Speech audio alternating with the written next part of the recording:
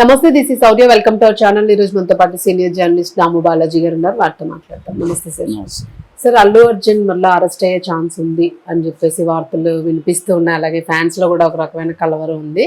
And moreover ఆ case అంటే పుష్ప 2కి సంబంధించి కూడా అది కూడా కొంత బ్యాడ్ పీరియడ్ అట్లా కంటిన్యూ అవుతుందా? నెక్స్ట్ ఏం జరిగే ఛాన్స్ ఉంది? ఎలాంటి స్టెప్ తీసుకుంటారు? అల్లు అర్జున్ మళ్ళీ అరెస్ట్ అవుతాడా అన్న చర్చ అయితే మొదలైంది. దీనికి ప్రధాన కారణం ఏంటంటే చిక్కడపల్లి పోలీసులు ఛార్జ్ షీట్ వేశారు. యాక్చువల్ గా 1 year దాటింది ఆల్మోస్ట్. ఎందుకంటే December 4th నైట్ 9:30కి సంధ్యా థియేటర్లో ప్రీమియర్ షో వేసినప్పుడు అల్లు అర్జున్ వెళ్ళాడు. మామూలుగా రెగ్యులర్ గా కూడా ఇలాగా ఒక థియేటర్ ఎంచుకొని వెళ్తుంటారు. జనరల్ గా ఆర్టీసీ క్రాస్ రోడ్స్ లో థియేటర్లోకి వెళ్తారు. ఎందుకంటే అక్కడ మాస్ ఎక్కువ వస్తారు. మాస్ లో ఉంటేనే హీరోలకు కూడా కిక్ వస్తుంది కాబట్టి వెళ్తా ఉండడం అనేది ఆనవాయితీ. అలాగే అల్లు అర్జున్ కూడా వెళ్ళాడు. అయితే అది దురదృష్టవశాత్తు ఏమైందంటే రేవతి, భాస్కర్, వాళ్ళ బాబు శ్రీతేజ, వాళ్ళ కూతురు సంవిక, ఈ నలుగురు ఆ రోజు సినిమాకి వెళ్ళారు. అయితే అక్కడ అల్లు అర్జున్ పైన ఉన్నాడు బాల్కనీలో. వీళ్ళు కింద బాల్కనీలో అలో చేయలేదు కాబట్టి కింద నుంచి పైకి వచ్చేదానికి చాలా మంది లోపలికి వచ్చేసారు. ఆ గుంపులు ఏమైనారంటే బాబు, ఆమె రేవతి, శ్రీతేజము లోపలికి వెళ్ళిపోయారు. పాప, భాస్కర్, సంవిక వాళ్ళ నాన్నేమో బయట ఉండిపోయారు. సో ఈ క్రౌడ్ ఒక్కసారిగా పోలీసులు కూడా ఈయన్ని చూడడానికి వచ్చారని నిరంజన్ రెడ్డి కోర్టులో వాదించేటప్పుడు కూడా చెప్పాడు. అంటే పోలీసులు కూడా అక్కడ సరిగ్గా లేరు. దాంతో క్రౌడ్ తొక్కిడెక్కి వైపు ఆ తొక్కిళ్ళు ఆమె ఊపిరాడకుండా బాబు, ఆమె కింద పడిపోయారు. అప్పటికి తర్వాత పోలీసులు పాపం వాళ్ళు కష్టపడి ఆమెను తీసుకొచ్చి సిపిఆర్ చేశారు. చేస్తే బాబు బతకడానికి కూడా పోలీసుల కృషి ఇమ్మీడియట్ గా చేయడం వల్లనే జరిగింది. సిపిఆర్ చేశారు. కానీ ఆమెకి అప్పటికి సఫికేషన్ ఎక్కువైపోయి ఆమె హాస్పిటల్లో చనిపోయింది. తర్వాత బాబుని తీసుకెళ్ళి హాస్పిటల్ పెట్టారు. ఆ బాబు మొన్నటి వరకు కూడా హాస్పిటల్లో ఉన్నాడు. 10 months పైన ఉన్నాడు.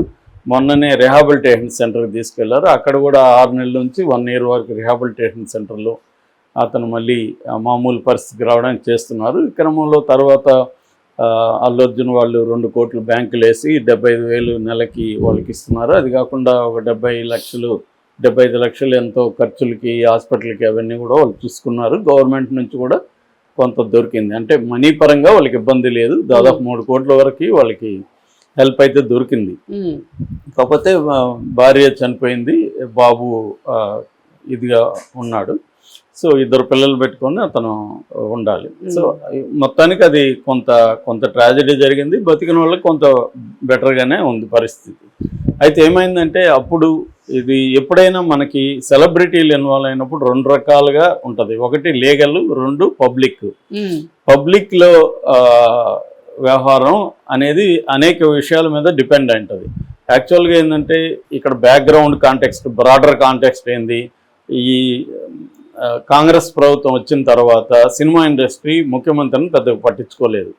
అక్కడ జగన్ కూడా అదే సమస్య. జగన్ పట్టించుకోలేదు కాబట్టి జగన్ కోపం వచ్చి జగన్ కొంత వీళ్ళకి చిన్న షాక్ ట్రీట్మెంట్ ఇద్దామని ఇచ్చాడు. ఇక్కడ కూడా రేవంత్ రెడ్డి నన్ను పట్టించుకోలేదు వీళ్ళు అని చెప్పి, ఎందుకంటే ఈయన కొన్ని గద్దర్ అవార్డు ఇస్తే వ్యతిరేకించారు. తర్వాత డ్రగ్స్ సంబంధించి ప్రమోట్ చేయమంటే ఎవడు మాట్లాడలేదు. ఎవరు వచ్చి కలిసి ఈయనకి సేలవాళ్ళు కప్పి వెళ్ళలేదు. ఇవన్నీ ఆయనకి కోపాన్ని తెప్పించాయి. పైగా అల్లు అర్జున్ ఈయన పేరు మర్చిపోయాడు. సో ఇవన్నీ ఆయనకి ఖచ్చితంగా కోపాన్ని తెప్పిస్తాయి. పైగా పవర్ ఉంది. పవర్ ఉన్నప్పుడు పవర్ చూపిద్దాం అనుకుంటాడు కదా ఎవరైనా. వీళ్ళకి ఒకసారి రుచి చూపిస్తే గానీ దారికి రాదనుకుంటాడు. అది ఈయన అక్కడ దొరికాడు అల్లు అర్జున్. దాంతో అతన్ని పొలిటికల్గా అసెంబ్లీలో ప్రకటించి ఇతనే దోష అన్నట్టుగా అల్లు అర్జున్కి చెప్తే కూడా, అంటే అక్కడ చనిపోయారంటే కూడా లేవలేదు అన్నట్టుగా అతన్ని క్రియేట్ చేశారు. నేను అప్పుడే చెప్పిన ఇది కోర్టులో నిలదు. నిజంగా అవన్నీ చేస్తుంటే కోర్టులో ప్రూవ్ చేయాలి, కోర్టులో ప్రూవ్ కాదు. కానీ సమాజంలో అతన్ని ఒక విలన్ లాగా చిత్రీకరించాడు. దాన్ని డీల్ చేయడంలో అల్లు అర్జున్ కూడా తడబడ్డాడు. ఆయన ఇమీడియట్ గా వాళ్ళని పరామర్శించి చేసి ఉండడం, లేకపోతే సారీ చెప్పడం అది చేయకుండా మార్నింగ్ ఎప్పుడు చేశాడు. అది కూడా ప్రమోషనల్ టీషర్ట్ వేసుకోవడం, అదంతా అల్లు అర్జున్కి కూడా ఇది ప్రాబ్లం అయింది. దాంతో అల్లు అర్జున్ బలయ్యాడు, అతన్ని ఒక రోజన్నా జైల్లో పెట్టాలన్న కోరిక వీళ్ళది నెరవేరింది. చేయగలిగారు, అది పవర్ ఉంది కాబట్టి చేశారు, ఒకరోజు జైల్లో పెట్టించారు. సో దాని తర్వాత సినిమా ఇండస్ట్రీ అంతా వచ్చి ఈయనకి సాష్టాంగ నమస్కారాలు చేశారు. పేరు మర్చిపోయినందుకు పేరు గుర్తుండేలా చేశారు. సినిమా ఇండస్ట్రీ కూడా వచ్చింది. ఆల్రెడీ నాగార్జున కూడా ఒక షాక్ ఇచ్చాడు, వాళ్ళ ఇది కూల్చేసి. సో నాగార్జున కూడా వచ్చి అందరూ సెలవులు గప్పించుకున్నారు. అంత సమస్య సాల్వ్ అయిపోయింది, సెటిల్ అయిపోయింది. మామూలుగా ఇది ఎప్పుడు జరుగుతుంది, కొత్త టౌన్కి సిఐఏ ఎస్ఐ వస్తే చాలా స్ట్రిక్ట్గా ఉంటారు, వచ్చి హడావిడి చేస్తుంటారు, అది చేస్తారు, రూల్స్ అవన్నీ చేస్తుంటారు. ఒక 1 month తర్వాత అంత సెటిల్ అయిపోతుంది, మళ్ళీ యథావిధిగా లైఫ్ జరుగుతూ ఉంటుంది. ఇది కూడా అంతే, సీఎంలు అంతే. సీఎంలు కొత్తగా వచ్చినప్పుడు వాళ్ళకి ఎవరి మీద కోపం ఉంటే కొంత తీస్తారు, ఆయుధాలు తీసి జలిపిస్తారు. అయినాక మళ్ళీ సెటిల్ అవుతాయి. సెటిల్ అయినాక యాజిగా మామూలు అయిపోతుంది. సో ఇప్పుడు కోర్టులో ఇదేమి ప్రూవ్ కాదు. ఇక్కడ ఏమవుతుందంటే పోలీసులు మామూలుగా కోర్టులో చెప్పాలి, కానీ బయట చెప్పి ఈ వీడియో చూసి మీరే నిజం తెలుసుకోండి అని మనకి చెప్పడం విచిత్రమైంది. అంటే పోలీసులు కూడా రాజకీయ సిస్టమ్, పొలిటికల్ సిస్టమ్ కంట్రోల్లో పోలీస్ సిస్టమ్ ఉంటుంది కాబట్టి వీళ్ళు చెప్పినట్టే వాళ్ళు వింటారు అక్కడ. కాబట్టి వాళ్ళని కూడా ఏం అనడానికి లేదు. ఏదేమైనా కోర్టులో అయితే బెయిల్ వచ్చేసింది, అతనికి వచ్చేసాడు బయటికి. ఇప్పుడు 1 year తర్వాత ఛార్జ్ షీట్ పెట్టారు. సో ఎందుకు సార్ ఇప్పుడు మళ్ళీ పెట్టడం అంటే ఛార్జ్ షీట్ వేరు. ఇప్పుడు కేసుని ఎఫ్ఐఆర్ పెట్టి కోర్టుకు పెట్టేసినాక మామూలుగా అయితే 90 రోజుల లోపల ఛార్జ్ షీట్ పెట్టాలనేది రూల్ అండి. ఆ కేసు ముందుకు తీసుకెళ్ళాలి, కోర్టులో కదా. ఇంకా పోలీసులు ఏమి చేయడానికి లేదు, పోలీసులు కేసు తీసేయడానికి లేదు, కోర్టు కొట్టేయాల. కోర్టు కొట్టేయాలంటే ప్రొసీజర్ ఉంటుంది. ప్రొసీజర్ ఏంటి, ఛార్జ్ షీట్ పెట్టాలి, ఛార్జ్ షీట్ పెట్టిన ట్రయల్ అవ్వాలి, ట్రయల్లో దోషులు అనేది తేలాలి. కాబట్టి ఛార్జ్ షీట్ పెట్టారు. ఇప్పుడు మామూలుగా 90 రోజులు పెట్టాలి, 90 రోజులు ఎవరు పెట్టరు, వాళ్ళ ఒత్తిడిలో వాళ్ళకు ఉంటాయి పోలీసులకి. కాబట్టి 1 year తర్వాత ఛార్జ్ షీట్ ఇప్పుడు కోర్టులో పెట్టారు. ఈ ఛార్జ్ షీట్లో ప్రధాన అంశాలు ఏంటంటే 23 మంది మీద ఛార్జ్ షీట్లు పెట్టారు. అంటే 23 మంది తప్పు చేశారు ఈ విషయంలో. అంటే మేనేజ్మెంటు, థియేటర్ ఓనర్ రామరెడ్డి, తర్వాత ఆ థియేటర్ మేనేజరు, థియేటర్ స్టాఫ్, అట్లా కాకుండా అది కాకుండా ఈవెంట్ మేనేజ్మెంటు, దాంతోపాటు ప్రైవేట్ సెక్యూరిటీ పర్సన్స్, దాంతోపాటు ఈయన అల్లు అర్జున్ అయితే A11 అనమాట, అక్యూజ్డ్ నెంబర్ 11. 23లో ఈయన 11గా అయింది. అప్పుడేమో మనకి బయట పబ్లిక్ పర్సెప్షన్ ఏమో అల్లు అర్జున్దే తప్పు అన్నట్టు. ఇప్పుడేమో A11 పెట్టారు. A11లో ఆయన ప్లస్ ఆయన పర్సనల్ సెక్యూరిటీ, తర్వాత ఆయన ఫ్యాన్స్ అసోసియేషన్ ఇన్ఛార్జి, ఇలాగే ఇంకా అల్లు అర్జున్ చుట్టూ ఉన్న బౌన్సర్లు అందరినీ పెట్టారనమాట. ఇలాగే 23 మందిని పెట్టాడు. 50 మంది సాక్షులను విచారించారు. కొంత సీసీటీవీ ఫుటేజీలు, సెల్ ఫోన్తో తీసుకున్న వీడియోలు ఇవన్నీ కలెక్ట్ చేశారు, సాంకేతిక ఆధారాలు పెట్టారు.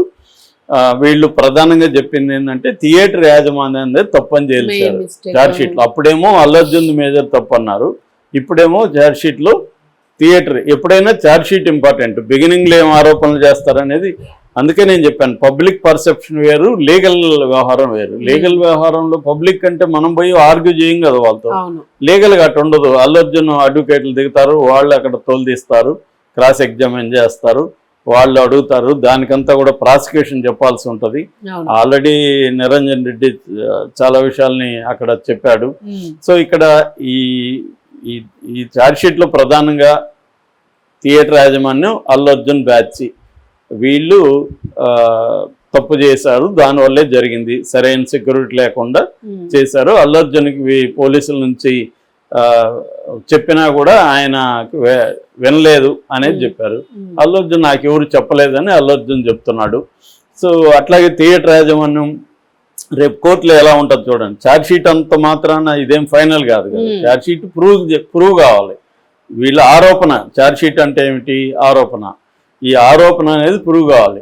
ఇప్పుడు వీళ్ళు థియేటర్ వాళ్ళు మేము ఆల్రెడీ అల్లు అర్జున్ వస్తున్నాడు ఇవన్నీ చెప్పాము, సెక్యూరిటీ అడిగాము, వాళ్ళు కూడా అక్నాలెడ్జ్ చేశారు. మరి వాళ్ళు పోలీసులు తగినంత సెక్యూరిటీ ఇవ్వలేదని వీళ్ళు కోర్టులు అంటారు. పోలీసులు మరి మీరెందుకు సెక్యూరిటీ ఇవ్వలేదు, మీరెందుకు అల్లు అర్జున్ చూడడానికి మీరు కూడా పైకి వచ్చేసి కింద ఎందుకు కంట్రోల్ చేయలేదు. అదే నిరంజన్ రెడ్డి అన్నాడు, పోలీసులు కూడా ఈయన చూడడానికి కోసం పైకి వచ్చారు, కిందకి వెళ్ళలేదు అని చెప్పాడు అలా. సో ఇవన్నీ రేపు కోర్టులో తేలాలి. కోర్టులో తేలితే మాత్రం వీళ్ళు పెట్టిన సెక్షన్ల ప్రకారం దాదాపు 10 ఏళ్ళు జైలు శిక్ష పడే అవకాశం అయితే ఉంది.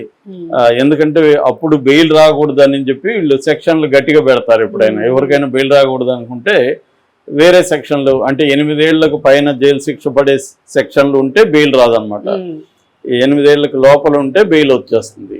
అసలు వాళ్ళని అరెస్ట్ కూడా చేయకూడదు అనేది కూడా సుప్రీంకోర్టు ఇవి ఉన్నాయి. 8 ఏళ్లకు లోపల ఉండే సెక్షన్లో అరెస్ట్ చేయకండి, నోటీసులు వచ్చి విచారించండి అనేది ఉందన్నమాట. కానీ అవన్నీ ఫాలో గారు. ఎందుకంటే కోర్టుకు పోయినప్పుడు కదా చూసుకుందాంలే అనుకుంటారు. ఇప్పుడు కోర్టు చెప్తేనే పోలీసులు వినట్లేదు. ఇప్పుడు ఇక్కడ ఆయన ఎవరు రంగనాథ్ నేను అరెస్ట్ చేస్తాము అంటే అప్పుడు వచ్చాడు. అప్పుడు ఎవరికి అనేక సార్లు పిలిచినా కూడా రాలేదు. అరెస్ట్ వారెంట్ ఇష్యూ చేస్తామంటే అప్పుడు కోర్టుకు వచ్చాడు. కాబట్టి ఏంటంటే బ్యూరోక్రాట్స్, పోలీస్ వ్యవస్థ, కోర్టుల వాటిని కూడా వీళ్ళేం అమలు చేయరు. వచ్చినప్పుడు చూసుకుందాంలే అనుకుంటారు. వీళ్ళకి కన్వీనియంట్గా వీళ్ళు చేస్తుంటారు. మొత్తానికి ఇప్పుడైతే అరెస్ట్ అనేది ఇప్పుడు ఈ సమయంలో జరగదు. అంటే సీఎం అనుకుంటే జరుగుతుంది, అది వేరే విషయం, ఏమన్నా చేయొచ్చు. ఎందుకంటే దీంట్లో 23 మందిలో 14 మంది ఆల్రెడీ అరెస్ట్ అయ్యారండి. 9 మంది యాంటిసిపేటరీ బెయిల్ తెచ్చుకున్నారు. వాళ్ళకి కూడా నోటీసులు ఇచ్చారు వీళ్ళు. సో వీళ్ళందరూ వెళ్ళి ఇప్పుడు మళ్ళీ ఏమన్నా పిలిస్తే వెళ్ళాలి. ఛార్జ్ షీట్ అయిపోయింది కాబట్టి ఇంకా ట్రయల్, నెక్స్ట్ ఫేజ్ ట్రయల్ అండి.